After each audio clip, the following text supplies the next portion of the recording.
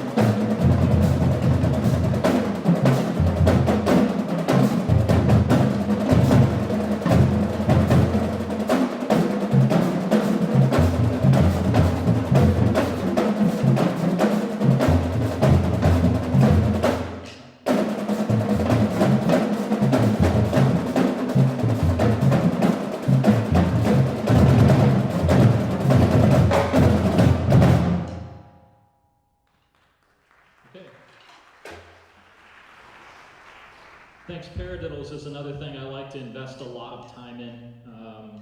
Stick control, paradiddles. Basically, learning how to time and learning how to control rebound, I would say, are kind of our first two priorities. And so that's a great exercise. I'm sure everybody has something like it. That's one I put together a few years ago, and we've had a lot of fun with that. Okay, so next we're going to play our traditional cadence. Like many schools, this has been the same for us for many years. Every year we kind of change it up a little bit. This year we have a little bit of Cavalier's Latin Lover that we added that's kind of spices it up a bit. And so here is our kind of cadence series that we played at the stadium.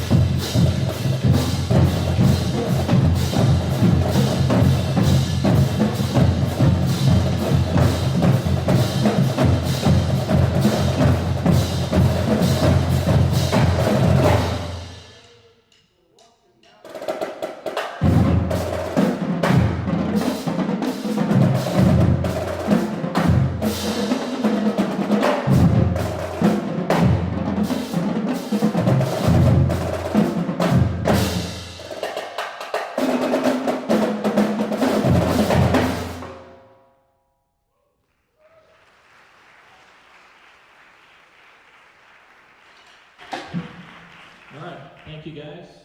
Okay, so now we're gonna play through 3 of the 4 songs in our halftime show this season. And we're gonna start with our opener, and this provided a little bit of a challenge in that it's kind of most of it a 6/8, 12/8 feel.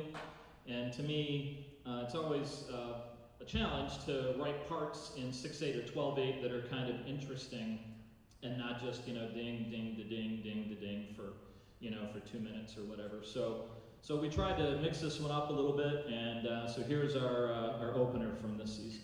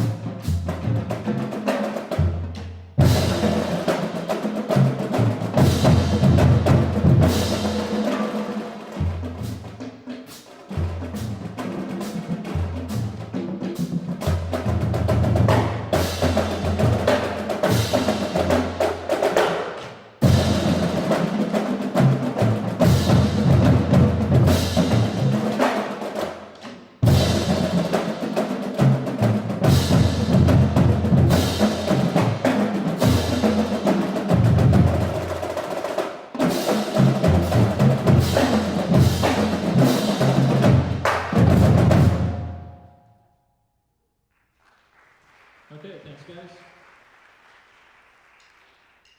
All right, so moving things along, we're going to play our closer next, and this provided also some kind of interesting challenges. There's some kind of off-speed things and some double time things, and so we tried to mix this one up a little bit.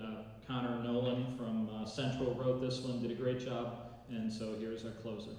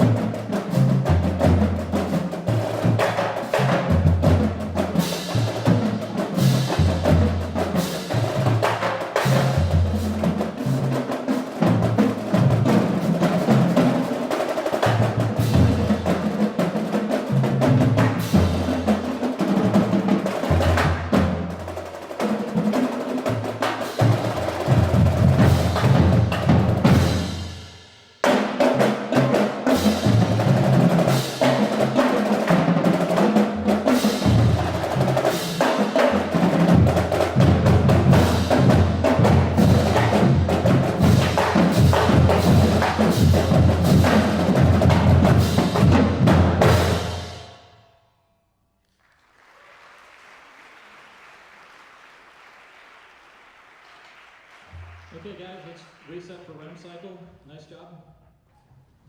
Okay, so that was a lot of fun, a lot of notes in the end on that one, which is always a lot of fun to play. Okay, so the last thing we're gonna play for you today is a piece called REM cycle. This is actually based on a percussion ensemble written by a guy, Dustin Schultz. And every year we do a percussion chamber ensemble, a big one, usually with maybe 12 kids. And so I'm always shopping for good percussion chamber ensemble pieces. And this is one that I've wanted to do for years, and we just kind of never got around to doing it. And so the band director this year said, well, you know, we'd like to do kind of a percussion feature, and I said, I know just the thing. So anyway, I wrote a battery arrangement of this great piece, REM Cycle by Dustin Schultz, and here it is. Hope you enjoy it.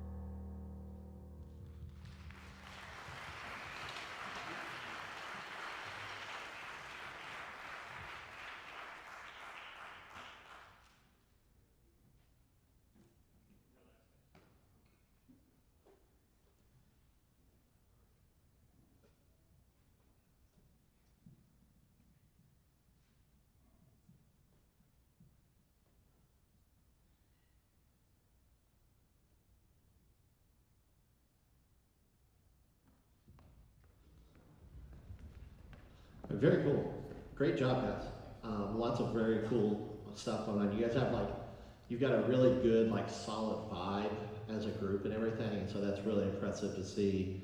It looks like a lot of you have grown up drumming together a lot and stuff like that, so that's also pretty hip to see too. And you're obviously well instructed and stuff as to the basics and the fundamentals of how to do everything and stuff like that.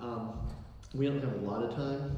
If there's one thing that I think I could give you guys that would make you kind of a next step as far as an ensemble goes and stuff like that, it's when you guys are playing together as a line. Do you feel like your bass line is pretty solid? Like they lay down a groove pretty well for you much of the time? Yeah? You can shake your head because they do. What I felt like as an ensemble is a lot of times the bass drums were kind of laying down a groove in the back and everything, and you guys were sort of weaving in and out of where their time was a lot of the times. And if you think of it from the role of a drummer in a band or something like that, right? So we've got a drum set there, we've got the hi-hat, we've got the bass drum, we've got the snare drum and stuff like that. So you're sitting there and you're driving a band, and your bass drum's playing one tempo and your hands are playing a slightly different tempo over it. How comfortable would that feel for the rest of the people that you were playing with? It'd be a little funky and a little hard, right? Okay. So I think that there's a lot of points where you guys could just play down to the timing of the bass drums a little bit more and let them really lock you into the pocket as an ensemble, because there's a lot of complex stuff going on in what you're playing and everything. And I think that if you guys had that sort of listening down in the ensemble a little bit more. I think that that would really help to like lock a lot of the groove type things that you guys are doing, and in the show music and in the cadences and stuff like that too. Because I felt like they were pretty solid back there. And there were a lot of times, like there were moments where like you guys were really kind of keyed into them and stuff, and it was like it really fit really well. But then like the battery would like the upper battery would like maybe push time on like a da or something like that figure that would kind of take you right off of where they were for just a second, and that would make it a little bit shaky and uncomfortable. And that's like a pretty nitpicky thing because a lot of groups like don't even get to that point, right? But you guys are at that point where I think you start thinking more as a like full ensemble, you know, listening thing. I think would be good. Do you? Yeah, I think I had written down at least 4 times. Make sure you keep listening to each other. Okay. Does anybody know who Paul Rennick is? How about Santa Clara Vanguard? Heard of them? Right? He's their main instructor. Okay. I watched an interview with him. And somebody was saying, what are the main things you look for people to make your battery section? Maybe especially snares and tenors. And they said, obviously, good chops, good control, good being able to play the right heights and to be consistent with the right heights and volumes, have a great vocabulary. But the thing that gets most people cut from their line is their inability to listen to each other and to play clean. Sometimes I connect this with an animal. A chameleon. You know what a chameleon is? What's the weird thing about a chameleon? It changes colors. Why does it change colors? Huh? Yeah, to blend in with its surroundings, right? And what happens if he doesn't blend in? He gets eaten or killed, right? So your job as percussionists are to be like audio chameleons. You need to blend in with your audio surroundings.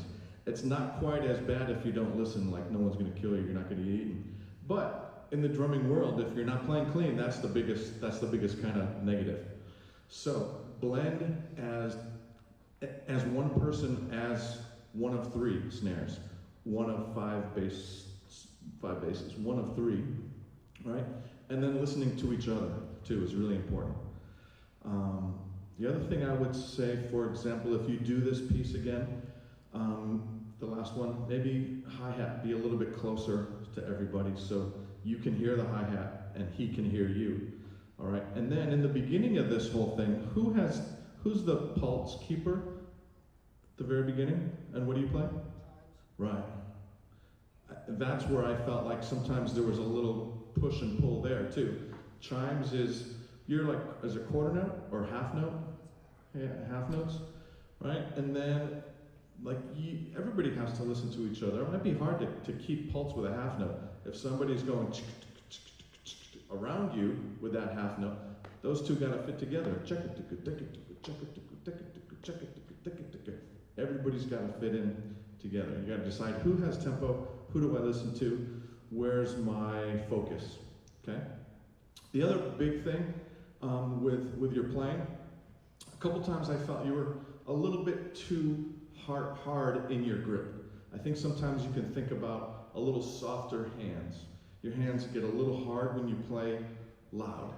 I think you still have to hang on, you have to have a firm grip, but don't, Julie Davila uses the term clench. Don't clench, right? The more you clench, the less of a good sound you get. So you gotta make sure you know the right amount to hold on and to control, but not clench. Just experiment with a little bit more softer hands at some of the harder, intricate things and at the bigger levels. Okay? Anything else? Are we good with time? Or Yeah, I think that's about it. Just to follow up on the clenching thing, one thing that would be really good for you guys to do at some point is just take like your sticks and get on like a board or something like that, and practice.